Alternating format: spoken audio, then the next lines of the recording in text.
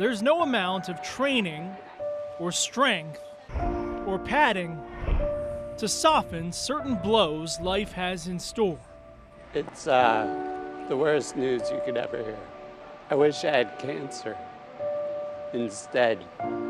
That's how crazy a diagnosis it is. Okay. You really mourn your own death, kind of, at the beginning of it.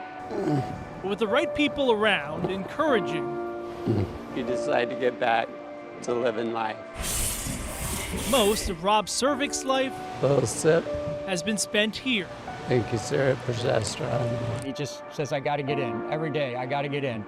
I'm gonna be there.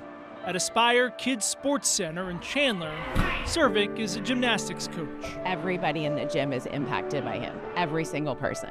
His body is battling a losing fight against ALS. Survick no longer has control over his arms or legs. It's just kind of always getting a little bit worse, and we're always trying to figure out ways to make things better for him and more comfortable for him so that he can continue to come into the gym. This is what he lives for. Wrist on top. The 47-year-old is losing his voice, too. Push.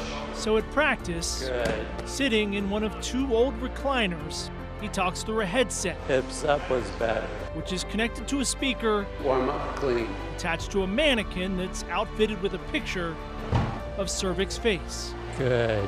Find something you love. You'll never work a day in your life. That's the way I feel. And that's why I'm still here.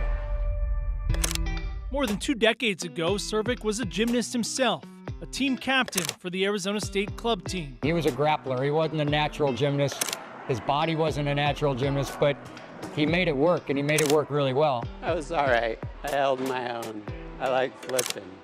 And I love the community.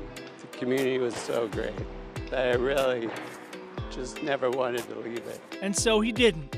Survick joined his ASU coach, Scott Barclay, at Aspire as an assistant on a Sun Devil squad that's now won 25 national championships in 30 years. And as the head coach of a junior program, he helped build into a powerhouse. I have kids that I taught from 6 until they were 26.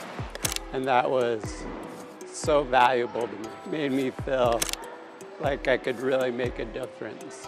State titles, regional titles, national titles, Junior Olympics. Survick has led his gymnasts to the highest of highs. He's extremely knowledgeable and passionate about the sport, but he cares just as much about the people that we are helping mold as the gymnastics that we create. I want you to have a key word or thought. Kids really gravitate towards him. When he speaks, may not be as loud now, but when he speaks, you catch them always leaning in for more information, just like how I do. He's won numerous awards, most recently the Positive Alliance Regional Coach of the Year. That's what I've always tried to be.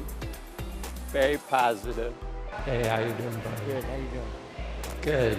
Try to encourage them and guide them, make them believe that they can do it. That's really the only way. I know it's scary, but you can do it. He's got such a great attitude I believe in you, Eve. that just kind of blows you away. All this in the face of a deadly disease that will eventually lead to loss of all muscle movement. Only thing different is he can't walk. That's the only thing that's different. His mind and his spirit, anything like that, nothing's changed. The life expectancy for ALS patients after diagnosis is 2 to 5 years. What did you know about ALS? I had a couple friends that got it, older people. So I knew a little, but I didn't know how hard it really is. I never got to see, this, being a quadriplegic. It's really devastating. Like, you watch this human that you look back at pictures that was just so full of life and just robust. Now, a shell of himself physically, Survick needs a lot of help. The only thing he's focused on, though, is continuing to help others. I think it shows who he is at the core, how much he cares.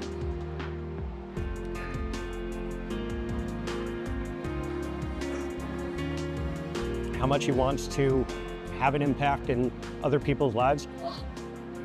Sorry. It's tough. It's inspirational, though. It really is.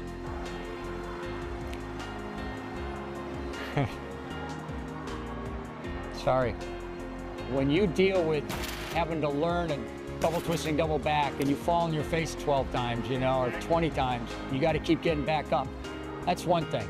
It's not just, hey, go ahead, do gymnastics. It's a matter of life and death. Rob Survick is fighting a battle he never saw and can never win. You have to accept what you cannot change and fight for the things that you can.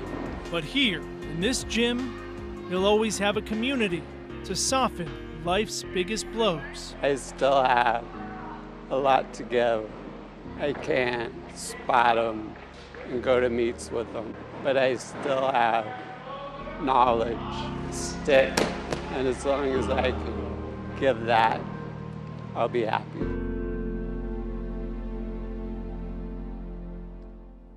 What a remarkable story. And you said before that the life expectancy is typically 2 to 5 years. He's on the other side of this 5 years, and he is young, Nick.